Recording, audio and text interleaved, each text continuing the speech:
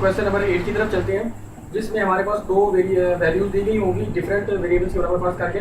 तो हमें कहा गया है कि आपने d y over d x find करना है। तो जबकि हमारे पास एक वैल्यू एक्स के बराबर दी गई होगी और एक हमारे पास वाई के इक्वल फर्ज की गई होगी। फॉर एग्जाम्पल पहले हमारे सवाल में दी हुई है x is equal to a sine t, a sine T.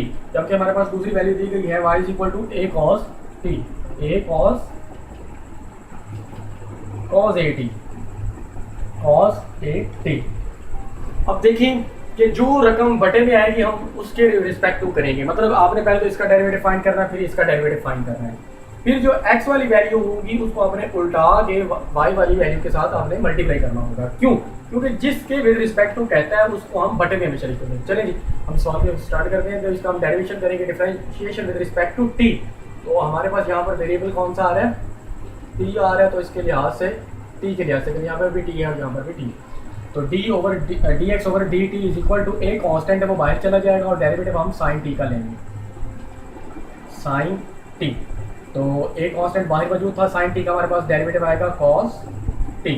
तो आपने इसको उल्टा भी देना है क्योंकि बाद में भी हमें उल्टाना है, तो इस पहले ही हम इसको उल्टाएं। तो इसको आप बना देंगे टेकिंग मल्टीप्लिकेटिव रेसिप्रोकल। यहाँ पर फिक्रा भी लिख देंगे टेकिंग मल्टीप्लिकेटिव रेसिप्रोकल। तो ये बन जाएगा d t over d x is equal to a common बटे में चल जाएगा। अब ये पूरी की पूरी वैल्यू हमारी बटे में चली जाएगी कॉस टी। यहाँ पर आप देखें तो d y over d t cos d t into cos t. तो आप इसका जब डेरिवेटिव लेंगे तो वो बन जाएगा माइनस साइन ए टी, यहाँ पर ए टी। अब आपने ट्रिग्नोमेट्रिक रेशियो की तो डेरिवेटिव फाइंड कर ली, लेकिन यहाँ पर हमारे पास जो थीटा है इसका आपको दोबारा से डेरिवेटिव फाइंड करना हुआ है हमारे पास ए टी। तो आपने इसका भी डेरिवेटिव फाइंड करना है, तो वो आ जाएगा हमारे पास माइनस साइन ए टी।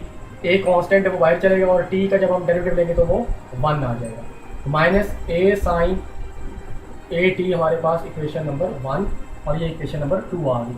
अब आपने इक्वेशन नंबर 1 और 2 को मल्टीप्लाई करना है और आपका आंसर आ जाएगा d t over d x multiply by d y over d t is equal to 1 over a cos t multiply by minus a sine a t. तो यहाँ पर अगर कोई चीज़ कैंसिल हो तो कैंसिल कर दें, ये डी टी से कैंसिल और हमारे पास वैल्यू आ रही है d y over d h. यहाँ से ए से कैंसिल हो रहा है minus sine a t over cos t आ रहा है।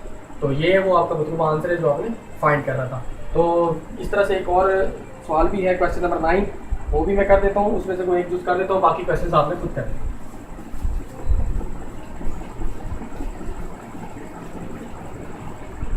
हमारे पास सवाल क्वेश्चन नंबर 9 जो है उसमें है कि साइन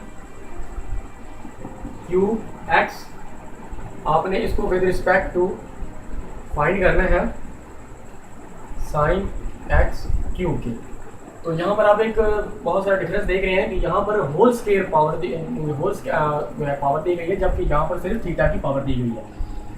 तो हम इसको फर्ज कर लेते हैं कि ये y के इक्वल है और हम इसको फर्ज कर लेते हैं कि ये u के इक्वल है। लेट कर लिया, हम इसकी डिफरेंशिएशन करेंगे विद रिस्पेक्ट टू x, क्योंकि यहाँ पर जो थीटा है वो x है, d y over d x.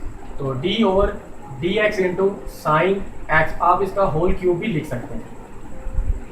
इसकी पावर रूल इस्तेमाल करेंगे तो ये पावर नीचे आ जाएगी, तो इसमें से एक माइनस करेंगे तो पावर बाद इसकी पावर स्केयर बच जाएगी। विदाउट पावर जो है इसका डेरिवेटिव फाइंड करेंगे तो वो आ जाएगा साइन एक्स। इसका भी आपने आगे मजीद फाइंड करना है। तो 3 साइन स्केयर एक्स। अब साइन का जो आपको डेरिवेटिव डायरेक्ट मालूम है वो है कॉस एक्स। तो ये हो जाएगी आपकी क्वेश्चन नंबर 1 और इसको आपने फाइंड करना है D you over d x. तो यहाँ पर जो है डेरिवेटिव पावर जो है वो x की है, होल नहीं लिख सकते। तो साइन का जब डेरिवेटिव फाइंड करेंगे वो आएगा cos x क्यूब।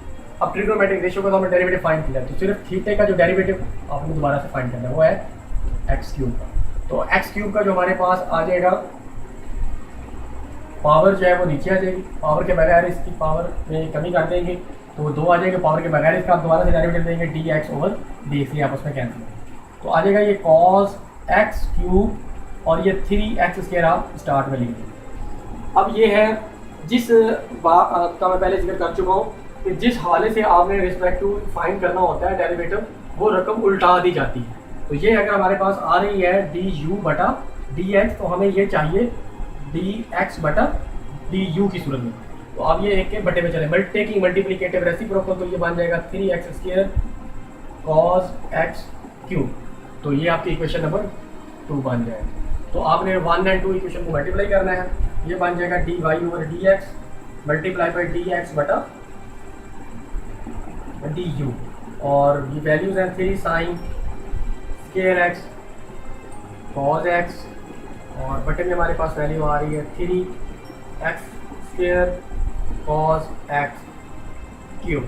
तो यहाँ पर 3 से कैंसिल हो रहा है, x से कैंसिल हो रहा है, हमारे पास आ जाएगा डी वाई बटा डी यू, और हमारे पास वैल्यू सिंपल बच रही है, वो है sign square x dot cos x over x² cos cube x. तो इस तरह से आपने इसका डेरिवेटिव फाइंड किया, और रिमेनिंग जितने भी क्वेश्चंस हैं वो आपने कंप्लीट करने, और इसके साथ ही हमारी एक्सरसाइज 3.1 जो है वो कंप्लीट होती है। उम्मीद करता हूँ कि आपको इसकी समझ आई होगी। अगर आपको किसी किस्म की प्रॉब्लम आए तो आप मुझे ईमेल कर सकते हैं और फेसबुक पर मैसेज भी कर सकते हैं। अस्सलाम वालेकुम।